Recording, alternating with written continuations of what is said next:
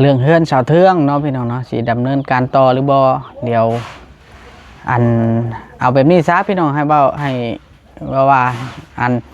มีตั้งแต่เทื่อละขั้นละตอนซะพี่น้องเนาะเทื่อละขั้นละตอนเนาะ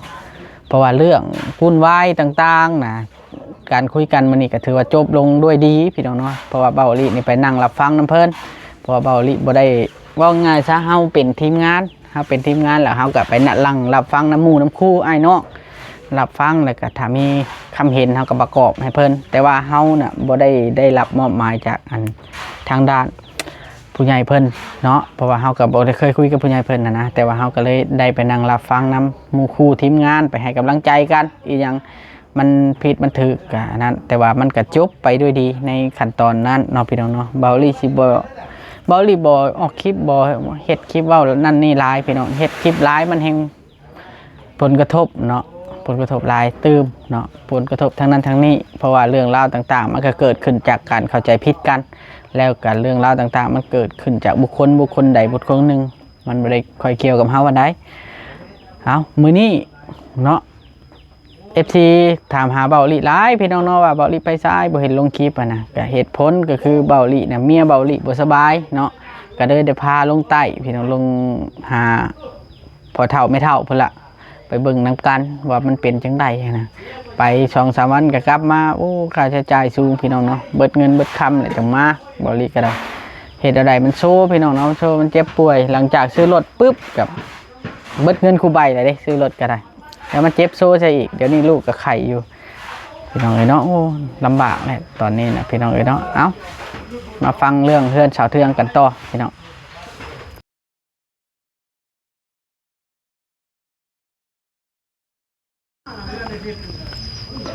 สบายดีพี่น้องสบายดีเด้อพี่น้องเนาะมื้อนี้เบาลีก็เข้ามาเพื่อนชาวเทืองพี่น้องเข้ามาเพื่อนชาวเทืองในมื้อนี้นะพี่น้องเอ๋ยเนาะก็คือเอาบอลิสิบเว้าถึงเรื่องราวที่มันวุ่นวายเด้อพี่น้องเนาะเพราะว่ามันจบกันด้วยดีแล้วเด้พี่น้องเนาะจบกันด้วยดีอีกอย่างที่มันผิดพลาดก็มีแต่ว่าแก้ไขกันไปเนาะฮอดขันกลุ่มบ้านเพิ่นก็แก้ไขให้เพิ่นก็ไกลเกลี่ยให้เพิ่นก็ตามระบบระเบียบของเพิ่นแล้วก็เช็ดสมบูรณ์แล้วเฮาก็สิบ่เว้าถึงตัวนั้นอีกแล้วก็เบาลิก็บ่ได้เคยเว้าถึงเด้พี่น้องบ่ได้เคยเว้าถึงแล้วก็บ่ได้อันมีจุดประสงค์อีหยังต่างๆเนาะพี่น้องมามื้อนี้นะเบาลีมาหาชาวเทืองมื้อนี้ก็บ่เห็นพี่น้องเนาะบ่เห็นเนาะ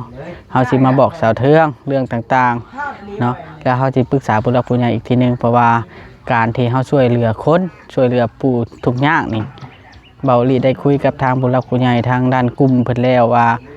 มันเป็นเรื่องที่ดีการช่วยเหลือผู้ทุกข์ยากหรือด้อยโอกาสกว่านี่เป็นเรื่องที่ดีและเพิ่นบ่ได้หวงได้ห้ามบ่มีคำหวงคำห่างยังเพิ่นอยากให้ทุกคนมีอยู่มีกินเนาะถือว่าทางอำนาจการปกครองเพิ่นบ่ได้อันนั้นว่าซั่นซะเนาะบ่ได้ห้ามบ่ได้อันนั้นแต่ว่าเฮ็ดแต่ต้องเฮ็ดตามหลักการตามหลักความเป็นจริงบ่ให้มีความหมายก็คือแบบว่าบ่ให้มันมีแนวนั้นแนวนี้ฮะนะพี่น้องเนาะละห้องละแหงกันนะมันบ่โอเคเพิ่นว่าเนาะต้องเฮ็ดในรูปแบบที่ถูกต้องแล้วก็เป็นธรรมแล้วก็ชื่อชัดพี่น้องเนาะเอามาเมื่อนี้พี่น้องเอ๋ยเนาะสาวเทืองเพิ่นกับไปอันนั้นเนาะพี่น้องเนาะไป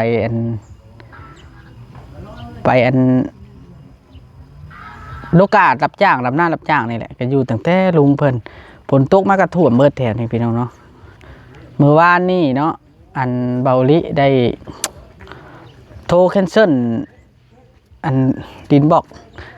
แต่ว่าเฮาสิไปสั่งคืนให้กลับคืนเข้ามาอีกพี่น้องเนาะเพราะว่าเฮาคิดว่าเรื่องมันสิยันมันวุ่นวายอย่างจักอย่างแหละมันยามผลยามหยังนี่ก็เลยมื้อนี้สิไปสั่งเพิ่มเติมอีกเทื่อนึงพี่น้องให้เพิ่นเอาเข้ามาในตอนแรกหรือว่ามื้ออื่นเช้าฝนบ่ตกก่อนเพราะว่าทางมันค่อนข้างจะล่มเนาะพี่น้องในตอนนี้นะเบาลี่ก็ห่างหายไปน้ำนั่นบ่พี่น้องเนาะประมาณ 3-4 วันพุ่นน่ะมาตั้งแต่ไปเมื่อบ้านพ่อเฒ่าพี่น้องเมียเบาลี่น่ะบ่สบายคล้ายๆกับอาการผีเข้าคือ FC เห็นนั่นแหละแล้วเลยพาไปปัวอยู่บ้านแน่พี่น้องเนาะไปปัวอยู่บ้านก็2-3 วันเนาะแล้วก็ไปหาอาจารย์พี่น้องเนาะอาจารย์คำพู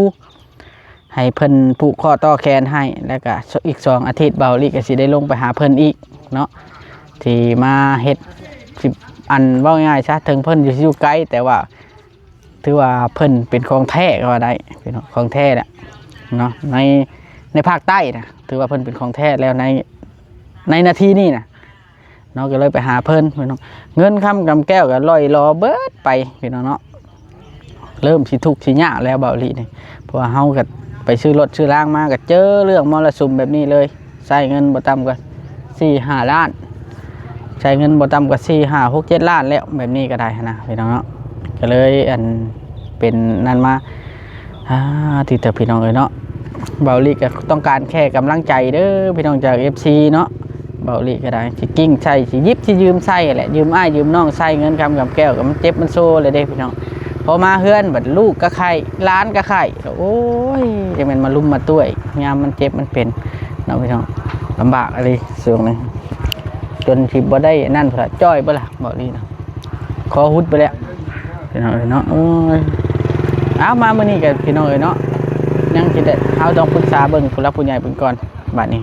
เรื่องชาติมีแต่ว่าที่ดำเนินการต่อเนาะเพราะว่าเฮาได้เว้าใบทุกอย่างแล้วสาวเทืองในเราเป็นคนดีอะไรเราบ่ได้อยู่แบบว่าเราบ่ได้อยู่ซื่อๆนะพี่น้องเอ้ยเนาะเอาเบาหลีสิมาถามหมู่คู่เบาหลีเลยได้บัดนี้นะพี่น้องเอ้ยเนาะเป็นอะไรเบาหลีลงไป 3-4 มื้อบ่โทรหาจักเทื่อสบายดีบ่จอยเป็นอะไรข่อยลง 3-4 มื้อบ่เห็นโทรถามสะดวกบายดีนี่แห้งข่อยจักเทื่อบ่ได้เป็นห่วงข่อยบ่เป็นห่วงอยู่เจ้าคือเขาเวียกเจ้าคือเป็นคนแนวนี้เป็นคนแนวบ่คือเป็นห่วงเป็นใยกันเลยบ่หมู่คู่อ่ะนะแต่บ่ได้โทรหายันว่าหมู่เขาเวียกไปหัดไปนี่ยันมีธุระน้ำขวดในรถท่านทางไหนเจ้าเป็นห่วงข่อยอยู่บ่ล่ะเป็นเออเป็นห่วงอยู่แล้วว่าบ่เป็นห่วงข่อยจังดิเป็นข่อยยากเวียกทั้งเจ็บทั้งโซทั้งจังโอ้ยบ่ลุมมาต้วยเงินค้ำกำแก้วลอยรอไปแล้วสู้กับผีบ่สู้กับงานกับการนี่แล้ว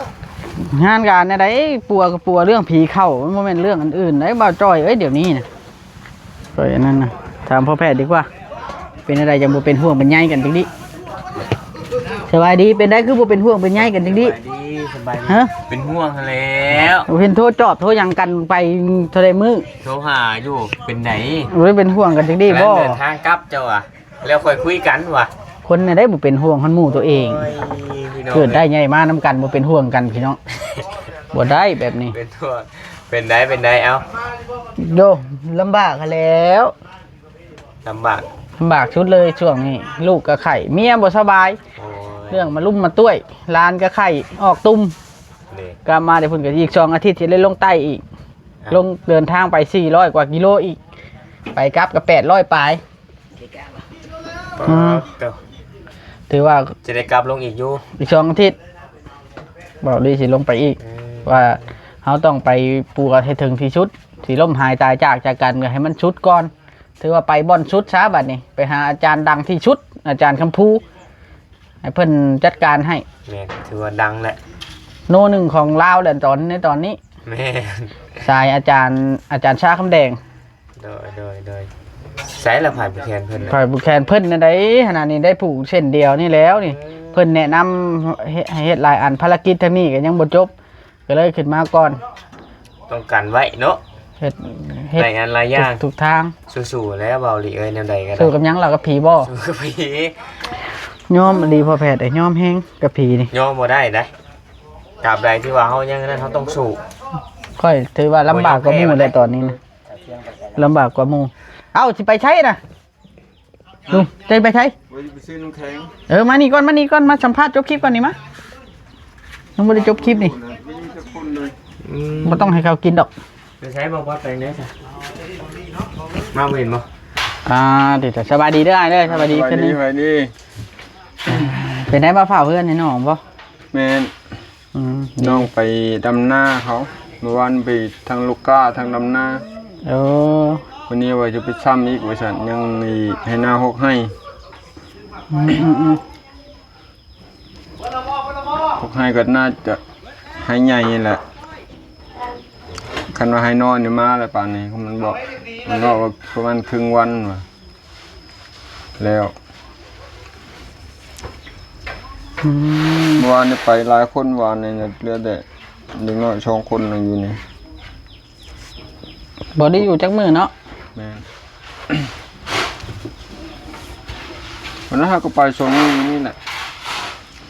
ตั้งแต่ฝนตกนี่แหละวานในตกแห้งกว่าเมื่อคืนนี้ตกแต่ประมาณนี้3 โมงเป็นหอด7 โมง 8 โมงเช้ายอมมาตกไปเรื่อยๆนะตกปล่อยๆไปเรื่อย โอ้แบบว่าเราไปนั่นตลอดเนาะ ๆแม่น เราบ่อยู่ซื่อๆน่ะถือว่าคนดูมันได้ก่อน ข้อยก็ว่าสิไปอยู่มันว่าเจ้าบ่ต้องไปดอกเจ้าอยู่เฮือนน่ะเด็กน้อย หยังเล่า แต่เด็กน้อยก็บ่อยู่ บ่มี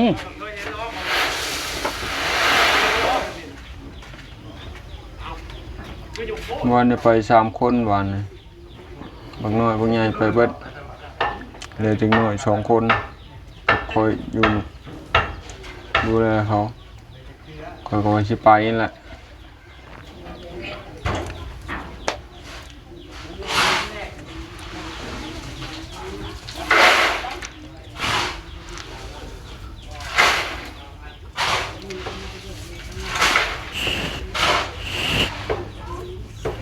ดูซื่อๆมันบ่ได้เฮ็ดหยังกันเมื่อยกัน ก็เลยจะไปนะ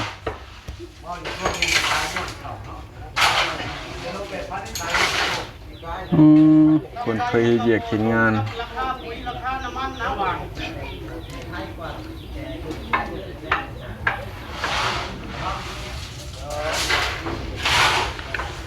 ไปเฮ็ดเวียกเฮ็ดงานเจ้ากับไทยให้ไทยหน้าก็บ่ได้แหละเนาะมันแบบว่า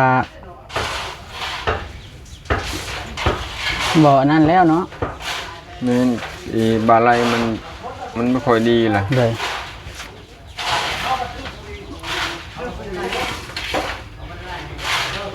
ปีหน้าพุ่นแล้วสิเฮ็ดนาปีนี้สิบ่ได้แล้วปีนี้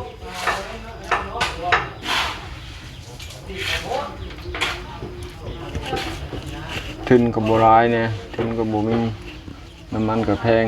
มันก็แพง แม่น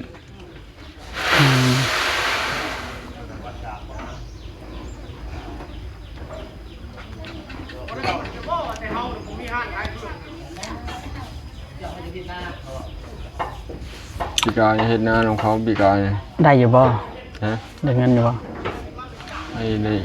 เข้า7 สอบ8 สอบนี่แหละ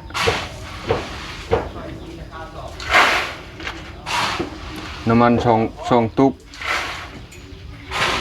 ปุ๋ย2 สอบ น้ำมัน2 ตุก แม่นปุ๋ย2 สอบก็ให้เข้า8 สอบตัว คนหลุดกินโมบอกเลย พอเห็นหน้าของเขานะตะกี้อุเชษเองแล้วก็เลยซื้อไทยซื้อน้ำมันซื้อนั้นออกให้ทุน11,000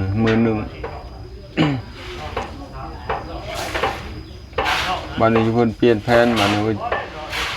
จะเฮ็ดหน้าน่ะหมอนั้นเฮ็ดนำกันว่ามีแต่ปันกันแบ่งเงินเท่ากันที่คอยมาหลุดให้เข้าไปสอบโอ้ตาย เลย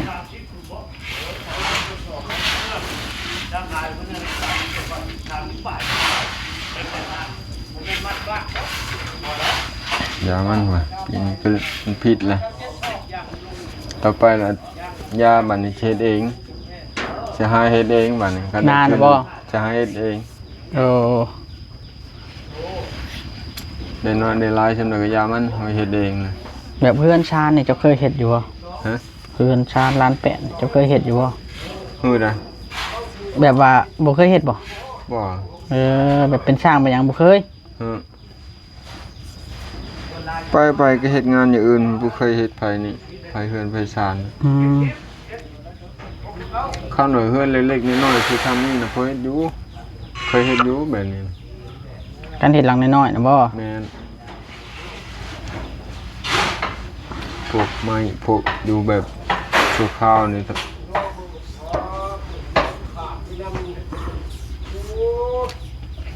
เพราะว่าเครื่องมือเขาบ่ครบมันนะเครื่องมือบ่หลายเขาบ่มีเครื่องมือ แต่ก่อนเคยเฮ็ดบ้านน้อยๆเนาะ แม่น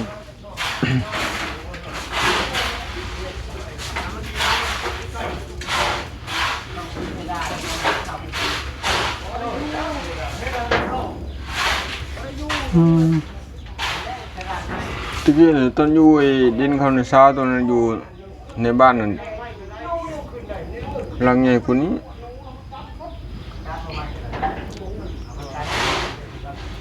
ย้ายมาที่นิคม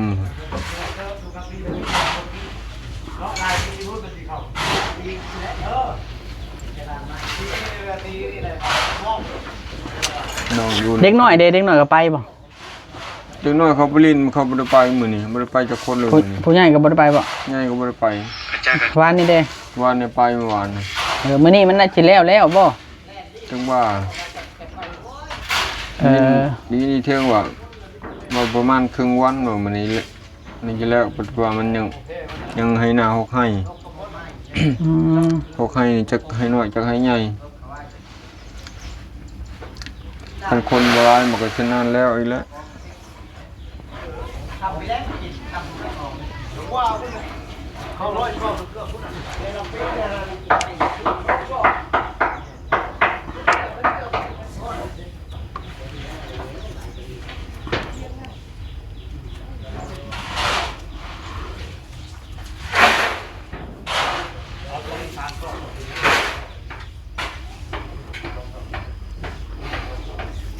บ่พอสาวเทืองซ้ำพี่น้องเนาะทอดแต่อ้ายเรามื้อนี้ก็ได้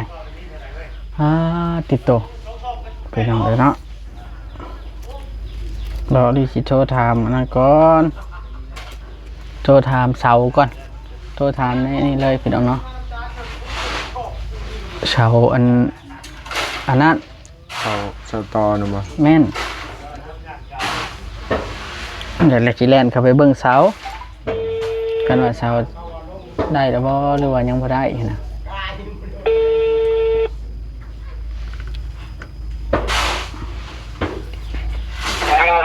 เป็นได้เสาเฮือนนั่น ที่ได้สั่งเข้าตอนมันเอาเมียไปหมอเนี่ย5 วัน ยัง นี่ก็ไม่ซื้อนี่เขาหมดทั้งกระทกแน่ ยังบ่แล้วเนาะ ยังบ่แล้ว โอเคบ่เป็นหยังขอบใจโอเคโดย เอาแค่นี้ก็สิได้ไปเอง โดย ไปมันก็โอเคหรอก ขอบใจเด้อขอบใจอ้าวบ่แล้วครับ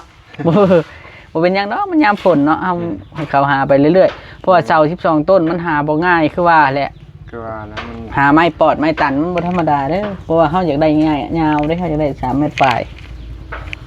ให้ปอดไม้ตันมาตีเหลี่ยมอีก อีกอย่างฝนก็ตกแน่เนาะ นั่น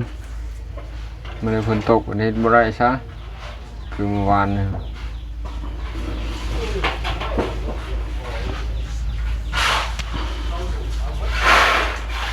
เดี๋ยวมาตีเหลี่ยมแน่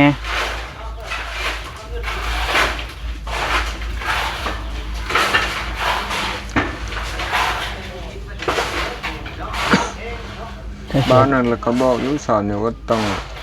องเย็นๆได้ว่ะ ใจเย็นๆ เพราะว่าช่วงนี้มันหน้าฝนมันก็ แม่นแล้วผูกไปหานั่นหานี่ก็บ่ได้ง่ายเลยบางเทื่อเนี่ยเขาจะได้สั่งออเดอร์ไม้น้ำเหล้าอีกเด้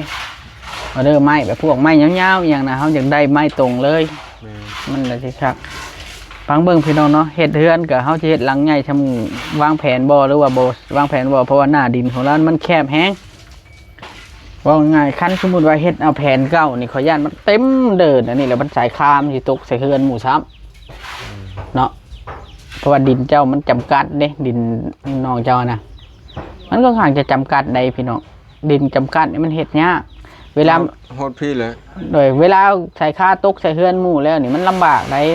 มันแก้ยากมันบ่แม่นว่า